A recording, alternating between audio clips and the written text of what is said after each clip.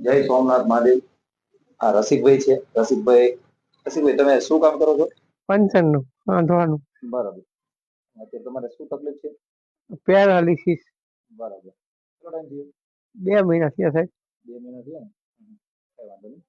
Rasikbhai puncture કરે છે, ઘરમાં એકલા જ છે, કમાવાળું કોઈ છે નહીં. અને રસિકભાઈને એકાએક પેરાલિસિસ થઈ ગયું છે. આપણે હાલ એમને દવા જોઈ લેશું. સોમનાથ ધૂનમણી રતન દ્વારા આપણે એમને અત્યારે દવાની વ્યવસ્થા કરી આપી છે. એ સિવાય આપણે રસિકભાઈને પૂછશું બીજું કઈ કરિયાણું હશે તે છે આપણે એમને થતી મદદ રતન પર સોમનાથ ધૂનમણી દ્વારા આપણે કરી આપશું. રસિકભાઈ અમે રતન પર ધૂનમણી માંથી આવી છું. હા. તો અત્યારે હું તમને કાલે આ બાજુ નીકળું ને કરિયાણું પહોંચાડી દઉં છું.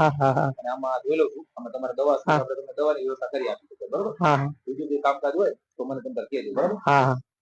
તો જય સોમનાથ મહાદેવ મિત્રો. આજની સેવામાં રસિકભાઈને દવાનું આપણે એડજસ્ટમેન્ટ કરી આપીશું. મળીએ કાલે નવી સેવામાં. જય સોમનાથ મહાદેવ.